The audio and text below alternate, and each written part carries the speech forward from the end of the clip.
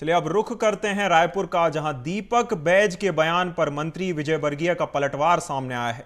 मंत्री कैलाश विजयवर्गीय ने राहुल गांधी को घेरा है, जहां उन्होंने जुबानी वार किए हैं। सवाल करते हुए मंत्री कैलाश विजयवर्गीय ने पूछा कि कौन से गांधी की बात कर रहे हैं जो ठीक तरीके से हिंदी में गांधी भी नहीं लिख पाते।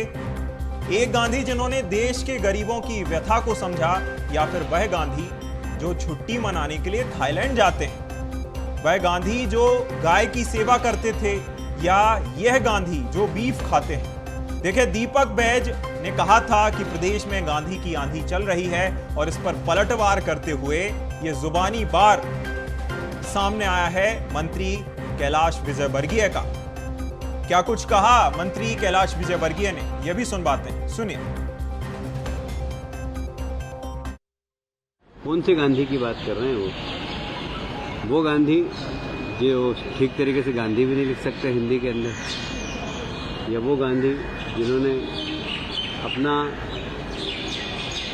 पूरे गरीब, इस देश की गरीबी देखी तो अपने कपड़े उतार दिए थे, और जैसा गरीब रहता था वैसा रहना चालू कर दिया, जैसा गरीब रहता था वैसा खाना चालू कर दिया, बकरी का दूध पीना चालू कर दिया। वो गांधी या ये गांधी जो छुट्टी मनाने के लिए थाईलैंड जाते हैं, कौन से गांधी की बात कर रहे हैं? आखिर गांधी का चरित्र भी तो हमें देखना होगा ना। वो गांधी जो गाय की पूजा करते थे, और एक ये गांधी है जो बीफ खाते हैं। कौन से गांधी की बात कर रहे हैं? और इसलिए ये बात सही है कि वो गांधी का हम भी सम्मान करते हैं, पर इस गांधी को जो कि कहीं न कहीं एक तरीके से देश के लिए उनकी भूमिका बिल्कुल ही नकारात्मक है। और आपने सुना मंत्री कैलाश विजयवर्गीय को। मंत्री विजयवर्गीय छत्तीसगढ़ दौरे पर गए हैं, जहां कार्यक्रम में शामिल होंगे, और इस दौरान जब वह बयान दे रहे थे, बातचीत कर रहे थे मीडिया से, तो उन्होंने दीपक बैज के गांधी की आंधी वाले बयान पर पलटवार किया, और पलटवार करते हुए जुबानी वार किया है। और चलिए हमारे साथ इस खबर पर चर्चा करने के लिए, इस बयान पर चर्चा करने के लिए हमारे साथ मेहमान जुड़ रहे हैं। कांग्रेस से कांग्रेस प्रवक्ता धनंजय सिंह ठाकुर हमारे साथ जुड़ रहे हैं। धनंजय जी, बहुत स्वागत है आपका BSTV पर हमारे साथ जुड़ने के लिए। और जिस तरह का बयान दिया गया है, गांधी की आंधी पर जो मंत्री विजयवर्गीय ने एक बयान की सुनामी ला दी है, इसे आप किस प्रकार से देखते हैं?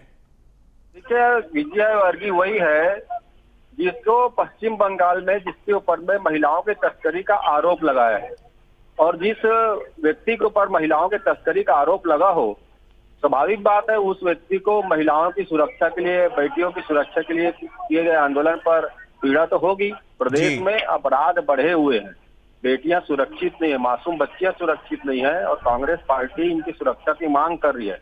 स्वाभाविक बात है तस्करी के आरोप के व्यक्ति को पीड़ा होगी ना। जी, जिस तरह से धनंजय जी जिस दौरे को लेकर छत्तीसगढ़ दौरे पर मंत्री विजयवर्गीय पहुंचे हैं, और कांग्रेस पर आरोप भी लगाए गए हैं कि अंबेडकर जी के साथ, बाबा साहब के साथ जो धोखा किया गया, उसको लेकर हम जनता तक पहुंचाएंगे, जन जन तक जाएंगे। इसे लेकर आप क्या कहना चाहेंगे? देखिए, इस देश की जनता को RSS जन्म से धोखा दे रही है, और RSS ने कई अपने अनुसांगिक संगठन बनाए, जनसंघ बनाया, फिर जनता पार्टी बनाया, भाजपा बनाया, और इनका काम भी जनता को धोखा देना है।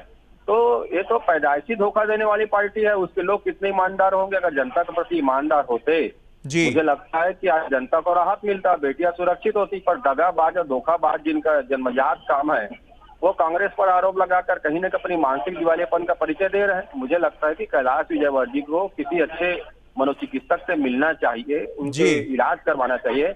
अगर वो छत्तीसगढ़ में है तो डॉक्टर प्रकाश नारायण शुक्ला छत्तीसगढ़ में फेमस डॉक्टर मनोचिकित्सक है, उनसे मिल ले टाइम लेकर, और अपने मानसिक दशा के बारे में उनसे जानकारी ले ले, दवाइयां ले ले।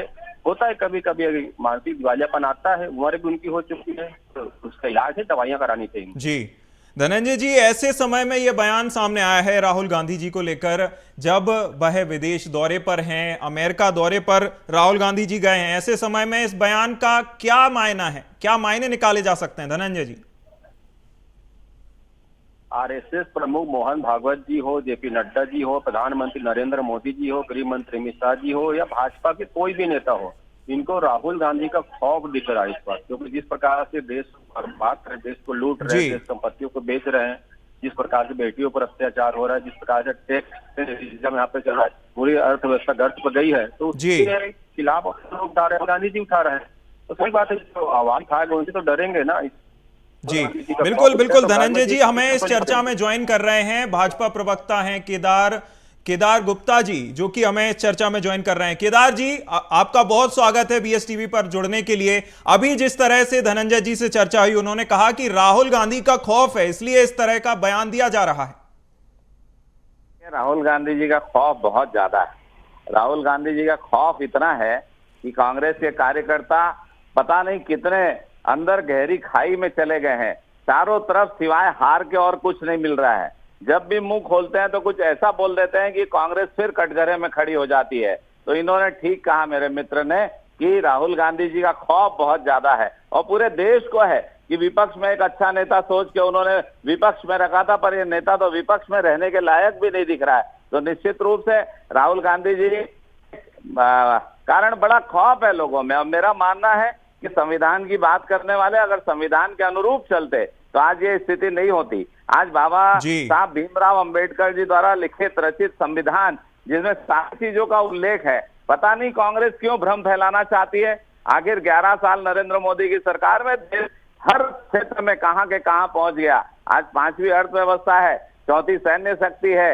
आखिर आप संस्कृति और परंपरा को देखें, पूरे देश में डंका बज रहा है। 65 करोड़ लोग कुंभ में स्नान करके आ गए। तो भारत तीव्र गति से विकास कर रहा है और निश्चित रूप से राहुल गांधी जी का खौफ है। और मुझे ऐसा लगता है कि उन्हें अध्ययन अध्ययन करके ये कांग्रेस का खौफ दूर करना चाहिए कि आखिर एक हाथ जगह तो जीत जाओ राहुल जी। जी बिल्कुल। कहीं ना कहीं जिस तरह से धनंजय जी आपने बात करी खौफ की, लेकिन केदार जी तो कह रहे हैं कि अपने आपके कांग्रेस के ही कार्यकर्ता राहुल गांधी जी से डरे हुए हैं बयानों को लेकर। अगर भाजपा नेताओं पे राहुल गांधी जी का खौफ नहीं होता तो 24 घंटा राहुल गांधी जी क्यों करते? ये अपना काम गिनाते। लेकिन एक फेलवर व्यक्ति नरेंद्र मोदी जी जिस देश की गद्दी में बैठकर देश को धोखा दे रहे हैं, देश की संपत्तियों को बेच रहे हैं, देश के सारे जो व्यवस्थाएं उसको चरमरा दिए हैं, जिस व्यक्ति के चक्कर में आज देश की अर्थव्यवस्था नगण्य होने की स्थिति में है, लोग दाल चावल सब्जी नहीं खरीद पा रहे हैं। स्वाभाविक बात है, तो ऐसे व्यक्तियों को डर तो रहेगा ना। जब अंग्रेज आए थे उस समय महात्मा गांधी जी का डर दिखता था आरएसएस को, क्योंकि अंग्रेजों के सपोर्टर थे। आज एक बार फिर नरेंद्र मोदी प्रधानमंत्री हैं और कहीं ना कहीं कंपनी राज लागू करना चाहते हैं, जन लोगों का देश की संपत्ति और पूरी व्यवस्थाओं देना चाहते हैं। तो विरोध करने वाला कौन है? राहुल गांधी है। स्वाभाविक बात है, खौफ दिखेगा, क्योंकि अडानी अगर असफल होगा, अडानी अगर बर्बाद होगा तो उसका बर्बादी भाजपा भी होगी, आरएसएस भी होगा। तो खौफ तो है ना। अगर इनको खौफ नहीं होता तो राहुल गांधी जी का नाम क्यों लेते? अपना काम गिनाते। पर नरेंद्र मोदी ने कोई काम किया नहीं है जो गिनाते ही है। बिल्कुल। कहीं ना कहीं जैसा आपने पूछा धनंजय जी, आपने जो सवाल किया हम उसका जवाब तो मांगेंगे ही। उससे पहले केदार गुप्ता जी आपसे एक छोटी सी प्रतिक्रिया, एक क्विक रिएक्शन चाहेंगे जो मंत्री विजय वर्गीय ने बयान दिया है। गांधी की तुलना उन्होंने अपने जुबानी वार से की है। नहीं, देखिए, महात्मा गांधी जी देश के राष्ट्रपिता हैं, उनका सभी लोग सम्मान करते हैं। पर राहुल गांधी जी गांधी कैसे हो गए ये किसी को समझ में नहीं आया। फिरोज गांधी कैसे हो गए ये किसी को समझ में नहीं आया।